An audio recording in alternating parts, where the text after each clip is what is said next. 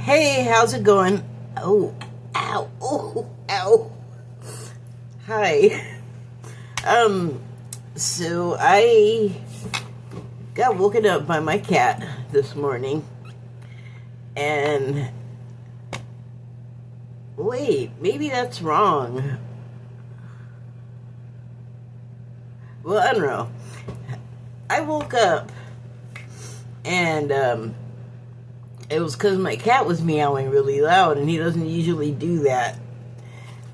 And then he doesn't usually meow and like out loud. He does it, but it's like nothing comes out. It's below the level of my hearing, and he's just not talkative like that. And his usual meow sounds like it sounds like a creak. I don't have the cat throat, so I can't replicate the sound, but it sounds like one of the Walking Dead. But not this morning. He was fully like, meow! And I was like, what? So, okay, whatever. I woke up, but when I woke up, I was like remembering that I had a bit of a dream. I could only remember a bit of it. I think I had the full dream. But anyway, in this part of the dream, I was leaning against a car, and next to me, leaning against the car also, was Paul Michael Glaser, when he was Starsky, with like the sweater and everything, which, like, I'm from LA, and Starsky and Hutch, which is where I got Starsky from, this is the original show in like 78, like it was a TV show before the movie came out, which I didn't even bother to see because it didn't look good. But anyway, I loved that show, and I loved Starsky. I was just crazy for Starsky. But in this, I'm like, in this dream fragment, I'm an adult, and I'm, like I said, he and I are leaning against a car.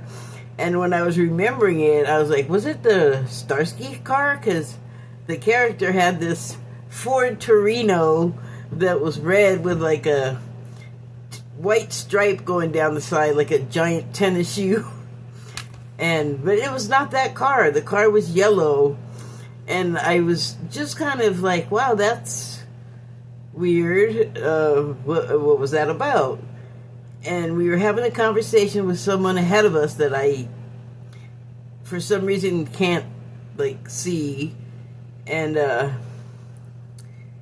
ground is like very LA ground, actually. It's like dirt, but it's hard and it's dry, and it's got like little pebbles, and it's dusty, but it's not sandy. It's like sun hardened earth. Which, where we were, all around where we were, I can't dream up a picture of that. And like, that's about it for the dream. So I was like, well, when I was wondering to myself, were we leaning on the Starsky card? And then, like, I looked down, like, in my mind and realized, no, this car was like dried mustard yellow. And then I realized that's the same color as the car in Duster that Josh Holloway's character drives. And it's like same era. And it just made me start thinking about all kinds of stuff from that time that I loved, but then also things about it that I just hated, like bell bottoms. I've always been on a bicycle, and maybe I was a dumb kid because it took me a long time to figure this out, but your bell bottoms would always get caught in the bike chain, and it'd stop you in unpleasant ways. So eventually I figured out, like, tie that flap down. But anyway, just things like that, and how the clothes were hot and uncomfortable because everything was... Polyester was like having its first appearance on the market. I think it was the first. I could be wrong, but at the time it was very thick and coarse, and it felt like if you were wearing... You could have been wearing like plastic trash bags. That's what it like trapped you and all of your odors and aromas or whatever inside this outfit, whatever it was. I'm sorry, I'm having a bad flashback about a Kmart uniform that I had to wear. But it was very hot in those things, and LA is not... I mean, I was born there, and it was too hot for me. I left because it was too hot. Well, among other reasons. But anyway, I said all that to sort of illustrate the fact that that sweater that Starsky wore, this big chunky, I don't know what kind of sweater it was. It was the style at the time. But you don't need a sweater very often in the middle of the day in LA. Like, I would always, and he'd be running around and jumping over cars, and he must have had to run to the side and, like, whip that thing off as soon as he could. As soon as the camera stopped rolling, let me out! Man, I'm telling you, I think, like, I have, like, the sensitivity to the heat, I guess, but I can't believe just anybody would be too hot in that friggin' thing. I always thought that when I was watching that show, but anyway, I don't know what all those asides were for. Whatever, though, about that. I'm sure I'll figure out more about it later. Like, something keeps trying to come in, and I almost said it, but I was in the middle of saying something else that I wanted to finish saying, and then the thought kind of flittered away, so you may hear more about the Starsky dream. Well, here's the thing about that, though. I have to start paying attention to what kind of thing that I'm dreaming or is occurring to me sort of out of the blue, because it might mean something. And I know I have mentioned many times that this happened, but I forgot to take note of it. And then I try to talk about it, and I can't very well because I didn't take note of it. But, like, here's a couple of things that I noticed recently, and I actually did take note of these two things, and they were that I was thinking about Brad Pitt a lot, which I will tell you right now, it doesn't happen as often as it used to, but it is not unusual for me to be thinking about Brad Pitt. And so, on two different platforms, somebody calling themselves Brad Pitt followed me. First on Twitter, and then I went ahead and accepted the message, which meant they could then talk to me. Sometimes that's a mistake, letting that message thing happen.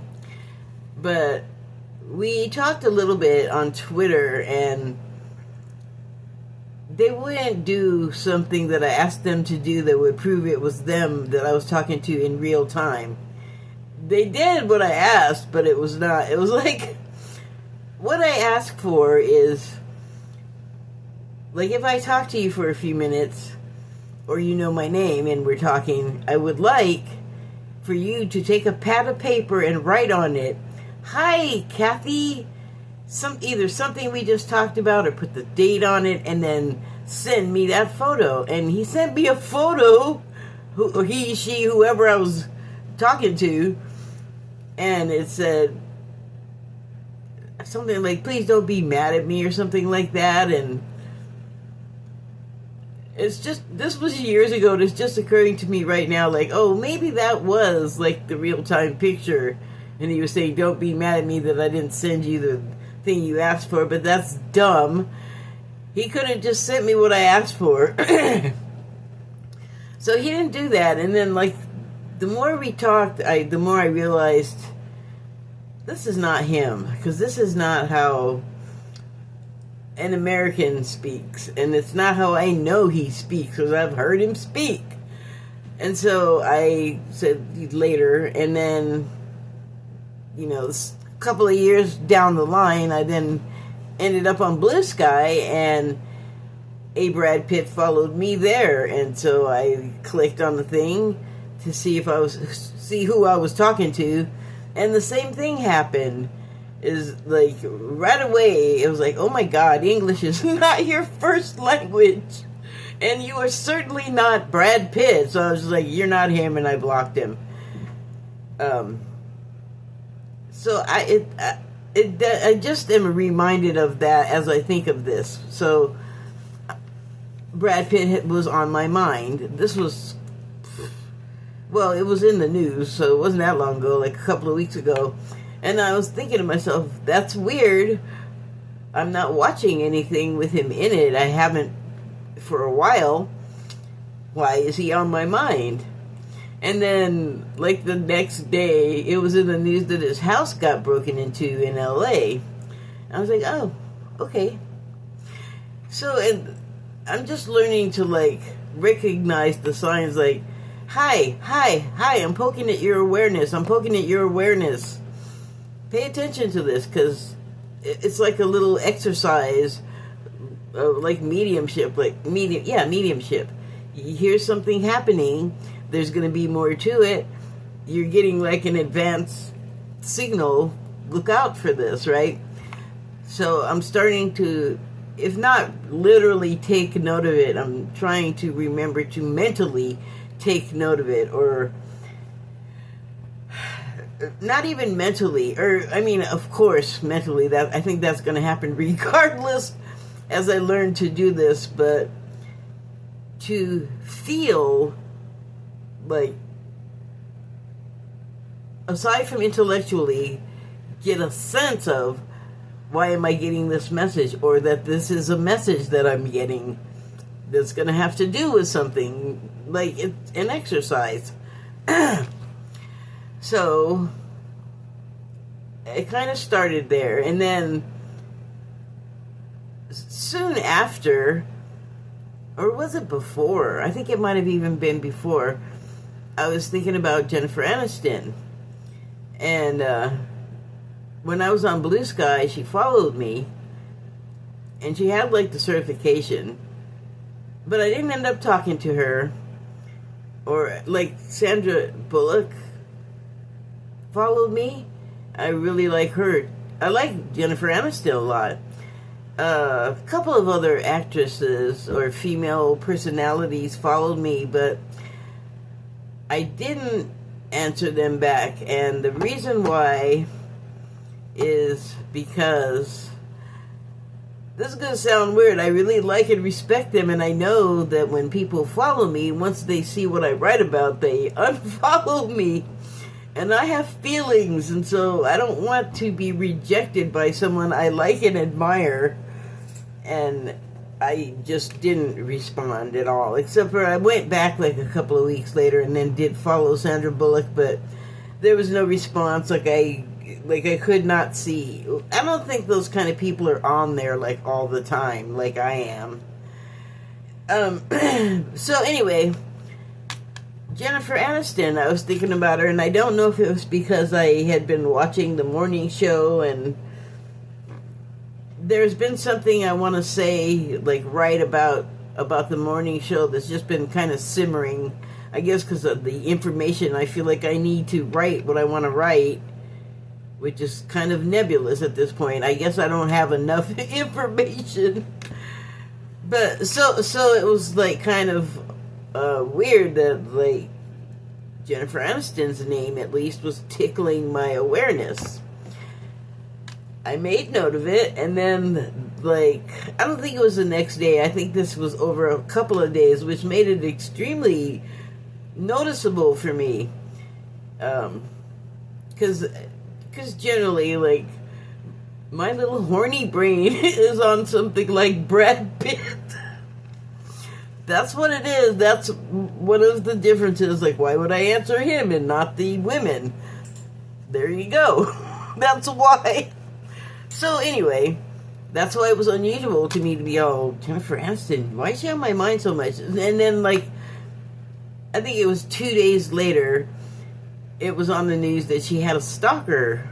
And I think the stalker broke into her house, and she was, neither her or Brad Pitt were actually home when these things were happening at their house, and I'm sure they are very thankful for.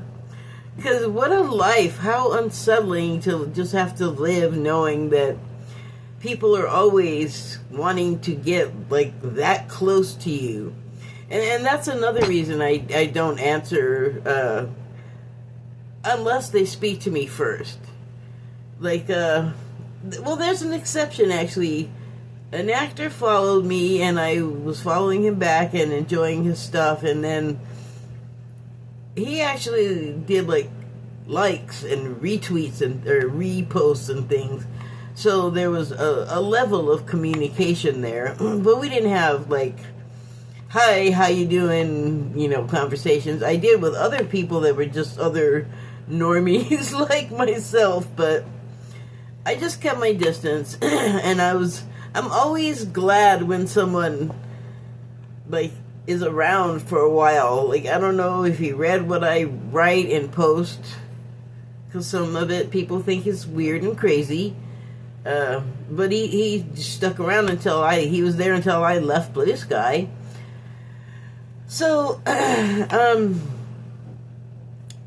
my instinct, though, having grown up in Hollywood and I know a lot of actors, some of them have been, like, pretty famous that I actually have had, like, conversations with, and I could say that we, at the time, at least, were acquaintances. I can't say friends, but we knew each other to speak.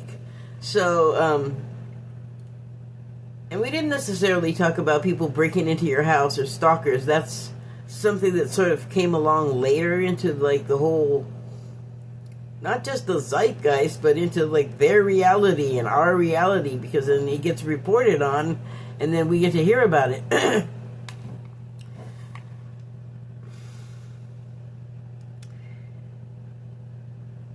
I just am conscious of how you have to, like, I let them lead. If they want to talk to me, I'm open to that, but I just don't feel comfortable trying to reach out and, like, make small talk with them, because they live, like, because of the break-ins and the stalkers, kind of in a separate world than, before they were famous. And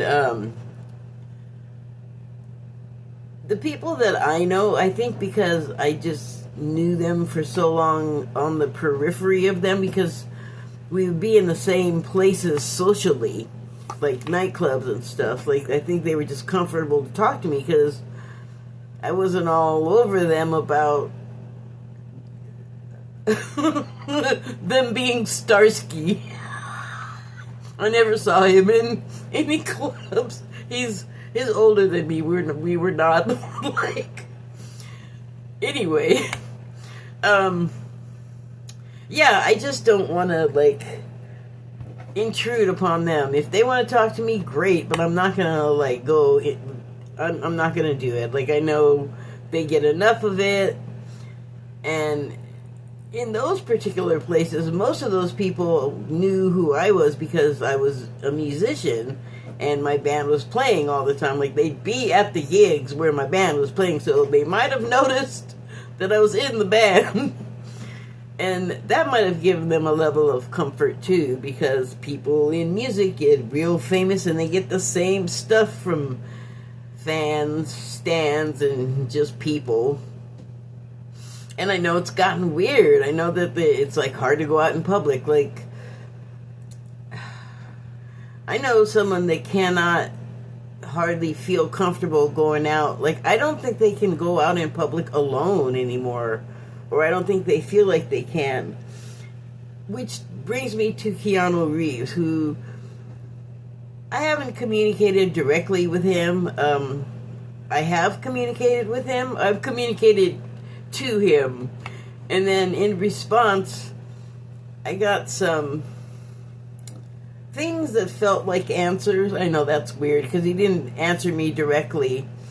But I ended up reading, so this is not about like that, but it is about what I was talking about just now, and it's that I read this article about his former personal assistant. I guess he has more than one, so I guess this person was like the lead one, or she had like a certain very delineated role and set of rules that she had to follow, and it seemed like it would have been a very close relationship, and she was very attuned to his needs, and she made note of everything, but that was her job. And over the course of her telling her story about being his assistant, she talked about when they terminated her from the position, and it was so cold and surgical. It was like, wow, it definitely, like, Keanu and his personal people did not feel like all friendly buddy with this person that, I mean, they know all kinds of really personal stuff about the guy, and he just had to like box her off into a separate container, I guess. And then over the course of the story, she ended up getting the job back, and she wasn't mad like at the way it ended. It sounded like she knew exactly what the parameters were and what was expected of her and what was not expected of her. Like, I don't know if she had like a written set of instructions, probably, but it sounds like it was a lot of things that she had to adhere to and, you know, maintain secrecy about, and all of this procurement, not like in a illegal or nasty way, not like he's P. Diddy, just operational stuff for like his acting business, his producing business, his comic book, like whatever work he's doing, was what she was there to do. That was her concern. And so they ended up calling her back for a while, I guess temporarily, which she was totally fine with. Like, she was very happy to come back, and because she had an expertise within his organization. But I was surprised at how impersonal the relationship was with him and this person that was so, like, I mean, it sounded like she was in his house, attending to his daily business. He and his wife, you know, not just him, but he was like the personality. He would be the one that would have to live within certain constraints because of the world that we live in with him. Some of us get a little handsy in things. So I didn't know that until recently, but I just kind of figured, like, knowing, like, even before, like, stalkers got all weird, there was, like, groupies. Like, you just knew, groupies are even, like, something more personal. Like, they're let in, just fans, you know, actors and bands getting chased by crowds of people. I'm laughing, but it probably feels horrifying. So, wow, that just meandered. I don't even know what I'm talking about anymore, except to say that the world is very intense right now, isn't it? And I'm processing a lot of stuff, as is everyone. And it's not just immediate stuff that we can see. There's all of this other stuff happening. I've talked about it before. I'm not going to waste another half an hour explaining what I'm talking about as far as that's concerned. But I wanted to, when I pulled cards yesterday, I wanted to pull something more upbeat and happy, because everything that's happening is like the change we all asked for. We just didn't really realize it was going to be so chunky in the formation. I'm going to interrupt myself to ask you to take a look at my signs. It's gotten kind of busy over there. Maybe I need a bigger sign. It's for the disclaimer bits. Alright, get an eye full of that? Good. Okay, so upbeat cards. Fluffy, little, not little nothings, but a little less stressfuls. So they're from the, which deck are these? The Sacred Soul Messages. Here's the first card. It is a magnifying glass. And it reads, look for the answer inside your question. Boy, that is kind of like the story of dream divination. Because it's like, what does this mean? Why did I have a dream about this?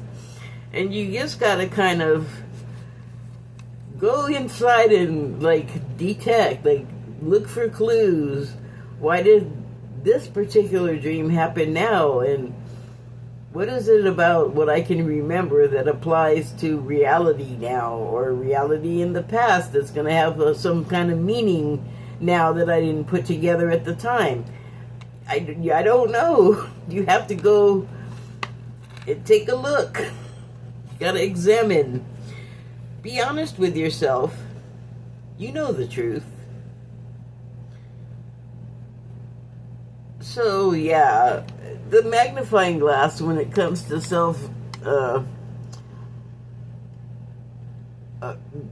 not self-reflection, but self-detection, like, not undermining, that's not the right word, like mining these, like, sort of buried, I don't know, ideas or memories that are tickling at your awareness. Like, you need to pay attention to this now because it has meaning. Like, maybe, like I said, like maybe you didn't get it before, so you got to go looking for that thing that's tickling at your awareness, because it wouldn't be there if it didn't have something important to say. Okay, so next card is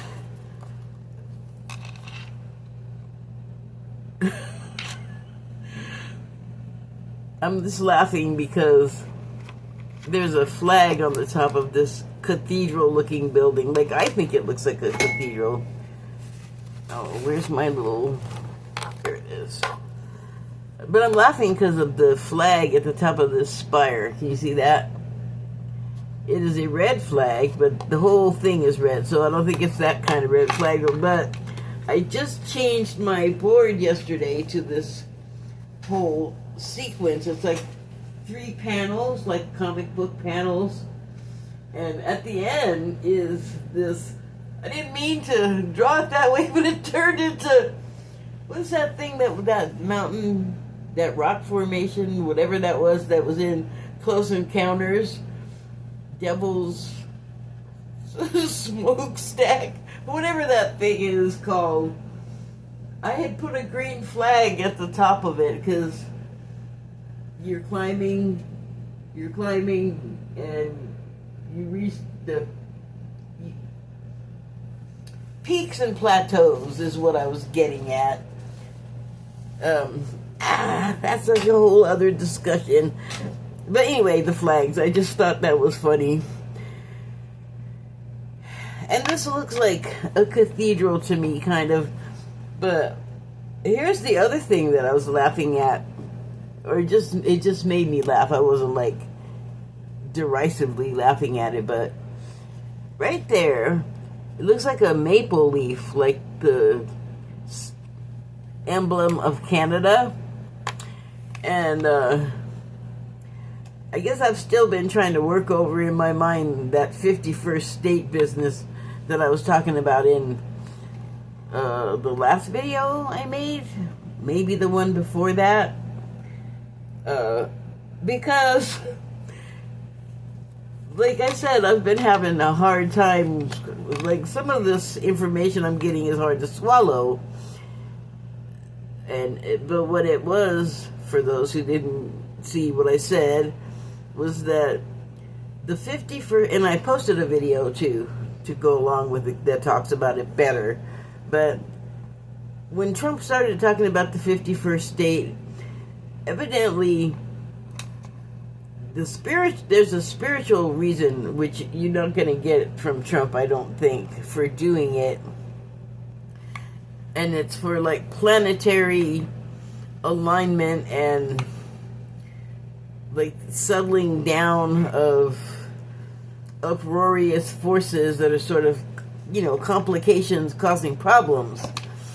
And what it is to, rather than have a border between the northern continent of Canada and then the continent of the United States, the lower 48,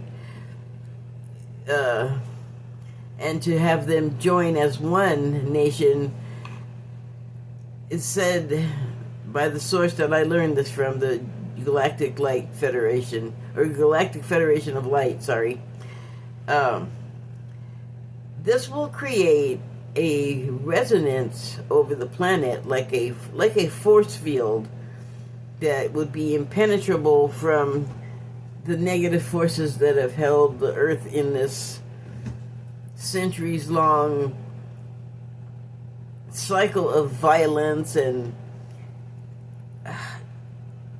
just like everything bad that's happened to people since recorded time, basically. Every way that any of us have acted and gone along with that's caused wars and other things like like the plague coming along.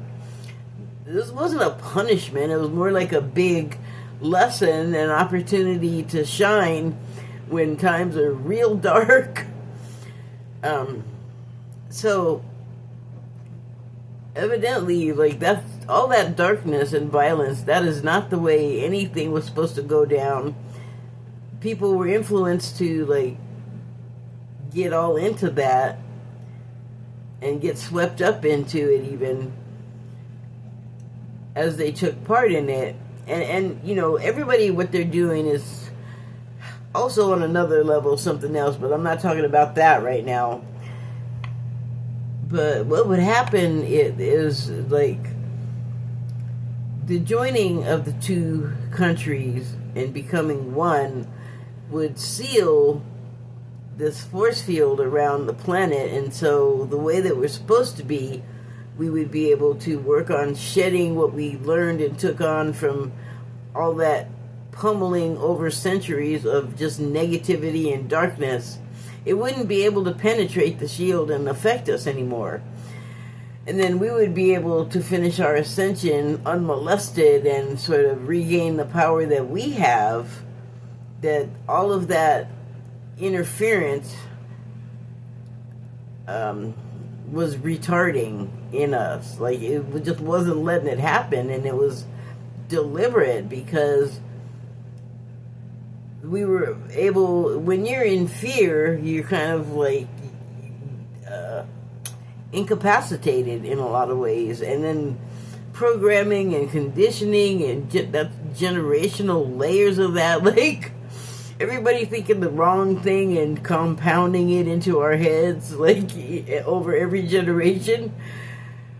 It makes me happy that there could be an end to that. But I also feel like you can't just take Canada from Canada. How's that gonna work?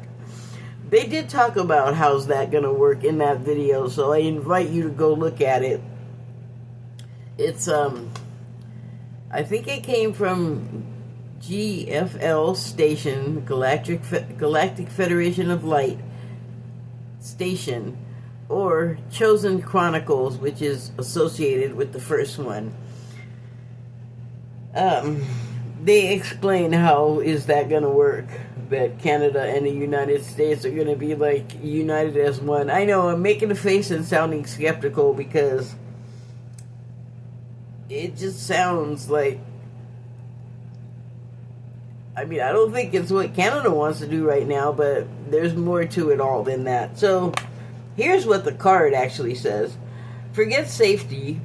Live where you fear to live. Nailed it. Way ahead of you. No, I don't fear to live here. Although, it did come to my mind not too long ago that I was talking about going somewhere else, and I was like all worried about like violence there, and I'm like, what are you talking about? You live in the United States. It's plenty violent where you come from. You shouldn't be afraid. So forget safety. Live where you fear to live. Take a chance. Dare to dream. Risk pays off. Oh yes, I can't argue with that.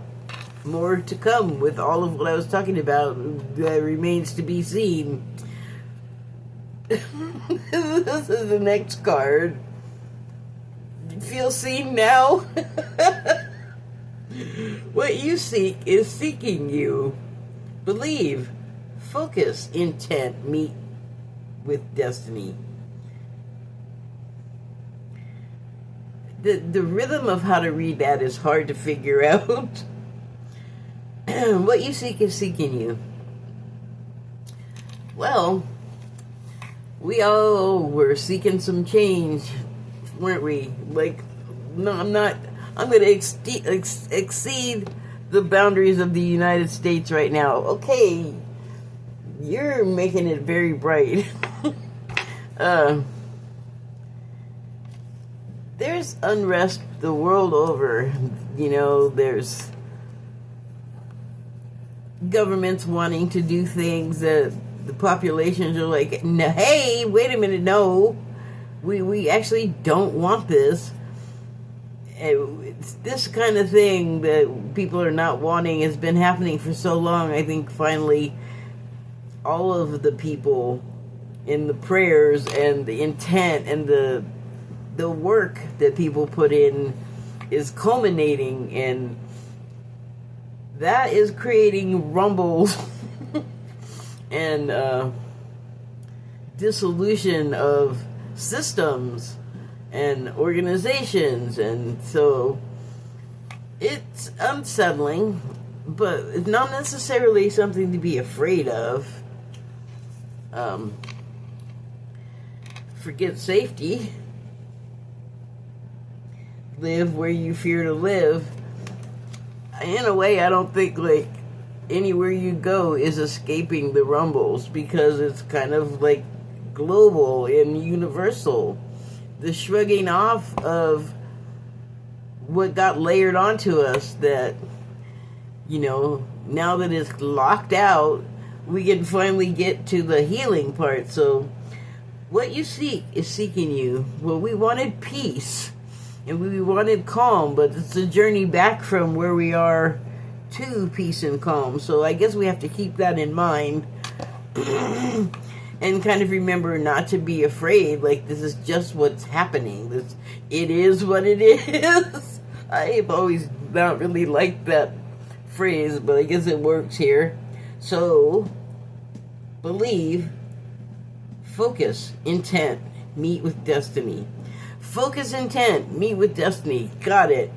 So, we have been focusing our intent. We have been seeking something different, like everything different, just about, with money, health, housing, interpersonal relations, you know, everything. And that's probably why it feels so unstable underfoot, metaphorically. Okay, so next card is this here, Dr. Susie in house. Looks like a who lives in there. Ooh, I almost, nope, just keep going. If light is in your heart, you will find your way home.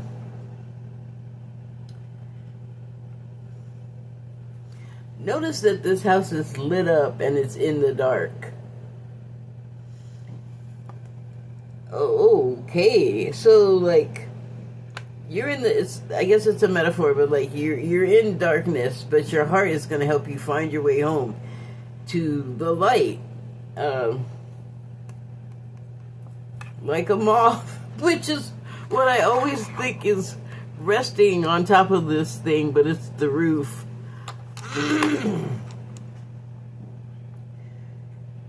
So finding your way home, like if this was a metaphor, which of course it is,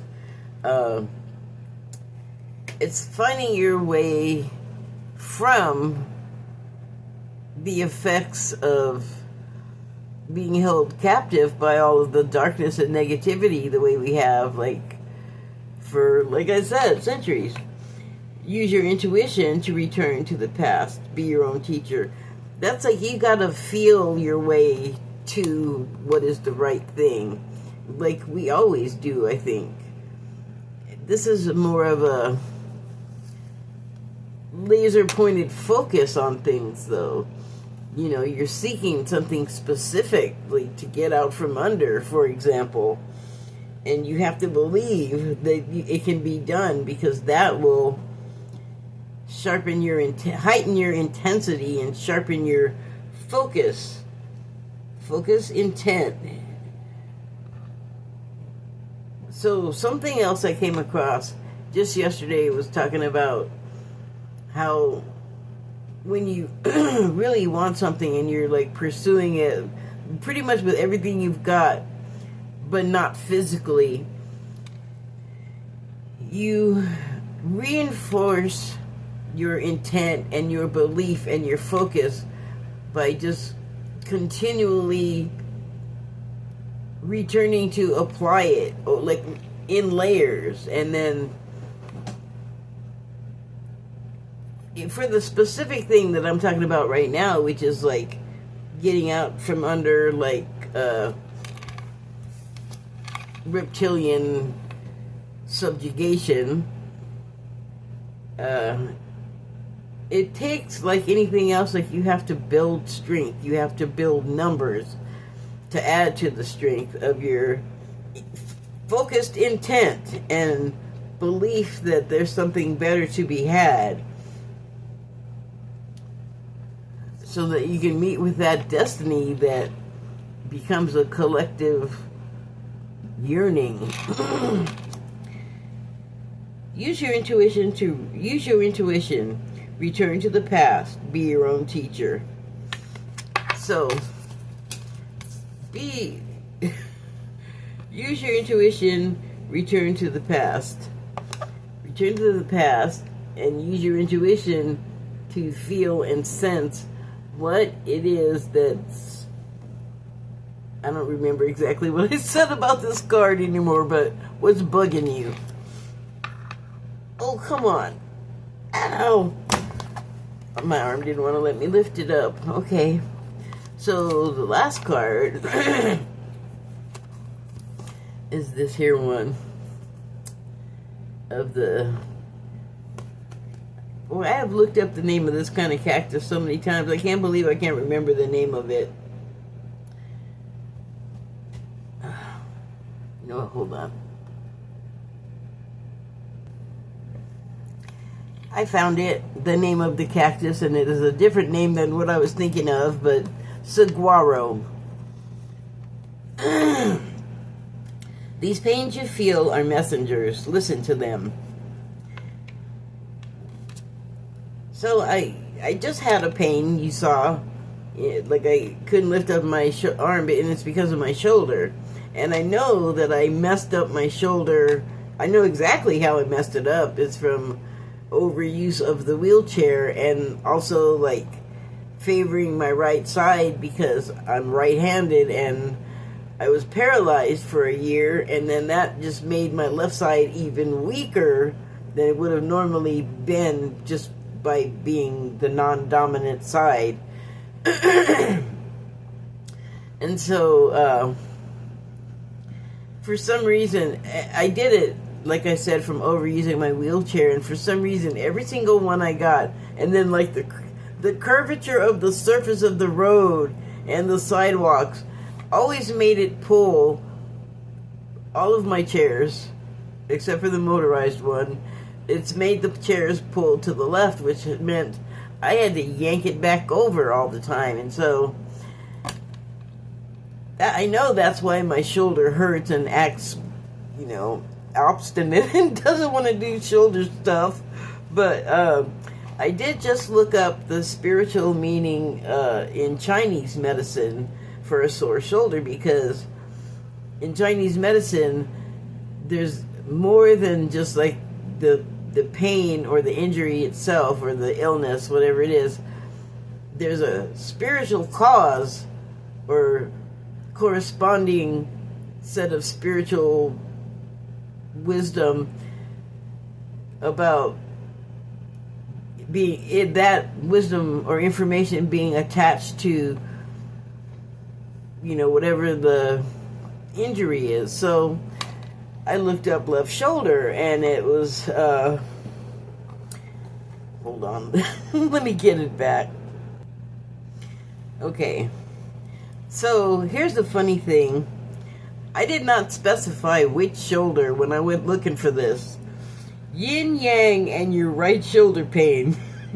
In Chinese medicine, it is understood that everything has either yin dominant or yang dominant energy, though they are always present in some balance.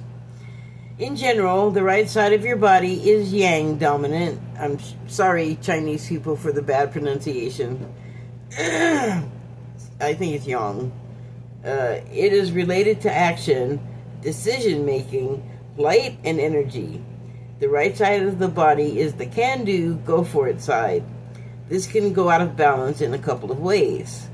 Sometimes there's something that needs to be done that we are resisting, but usually pain on the right side means we've been trying to do too much, or too much of the wrong things. There is an imbalance of yang energy in the body, and it needs to be balanced with some yin energy, which is related to patience, softness, and rest. I personally could go to town with that information, but then I also have to temper it with the knowledge that that I had that whole injury for a completely, in ways similar but valid reason. It's not, not quite. You got to take a little from everywhere sometimes.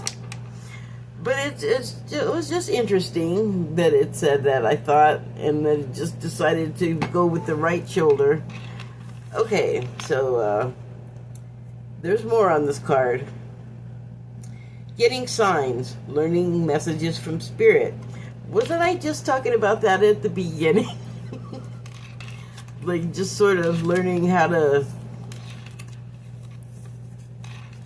disassemble whatever you're trying to seek out the answer to, get to the root of. Like, you have to kind of go backwards and retrace your steps, and that can be informative. And in the sense of a detective, you're probably going to go over something many, many times before you get answers. And so your focus at the start of it, at the start of your investigation, may be on one specific thing, but I think as you go back and then return and then make those layers I was talking about, you begin to notice other things sort of peripherally and temporally that could make sense, especially if you're re-examining something that happened like years and years ago. Not necessarily thousands of years, but in your personal life, like decades. And yeah, I mean, it's like when you start a new job, you don't know how to do it. Like they'll train you, and then you don't know like the nuances and the finer details and sort of shifts that you would have to make when it comes to like